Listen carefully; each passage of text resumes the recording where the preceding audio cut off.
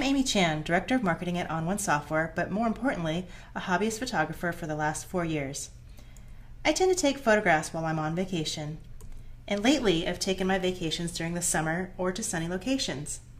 So I have lots of images that have blue skies and blue water, which works for me because I love bright and vivid colors and a lot of detail, as you can see from a sample of my images. This is all fine and great, but I'm at a point where I feel like I need to switch things up, because every time I start working on a new photo, I find myself choosing the same effects and doing the same things over and over again. And as I'm surrounded by amazing photographers every day and see work that is very different than mine, I'm inspired to try something new. So to help myself do that, I challenged myself to work on an image and not use any of my favorite effects, and to create an image that was very different than what I would normally do. So I started by choosing this image that I actually took while I was on a golf course. While there isn't any water or blue sky showing, you can see that my favorite colors of blue and green are present. Now, I've heard my friend and colleague Brian Matias say that he typically already knows what he wants to do in post-processing while he's taking his shot. I would have to say that I'm the complete opposite of that. Maybe one day I'll become that kind of photographer, but for now, I'm one who shoots what I want to remember, and I go from there. Now, I can get a lot of ideas from Perfect Effects because all the effects that come with it are right in front of me, and I can see how they will look on my picture. This in itself just gives me a lot of ideas on what to do. Since I want to go lighter, I'll add some black and white. I'm going to choose this blue filter and then just decrease the amount.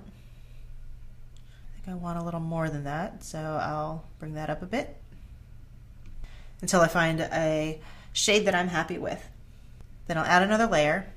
Since I normally like a lot of detail in my images, I'll do the complete opposite of that and add a soft focus. From these, I'll choose the effect White Soft No Darks.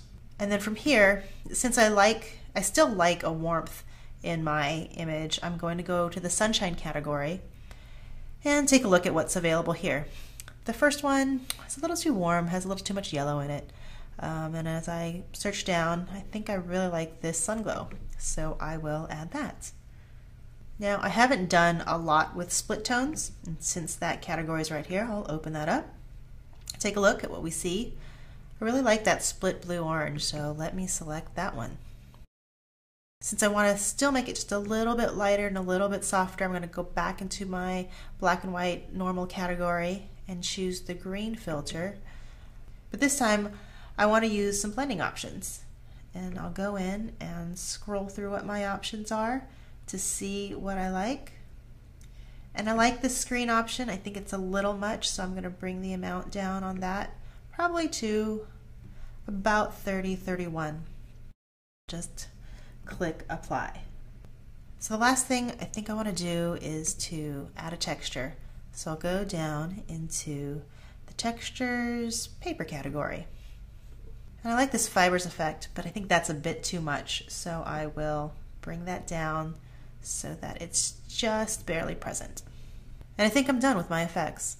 However, these strands of grass are really distracting to me, so the last thing I'll do is go into focus. And as I'm in focal point, I'll just adjust it a little bit more, and so that the focus is mainly on my flowers. And now you can see what my image was before, and now my new, softer, more subtle look with my after using Perfect Effects and focal point. Now for fun, I wanted to see what my original image would have looked like had I followed my normal habits, simply by using presets I created from the images we saw at the beginning of this video. And here's what I came up with. I think this goes to show that challenging ourselves to walk outside our normal paths can be a really good thing. Thanks for joining me in this week's Perfect Inspiration.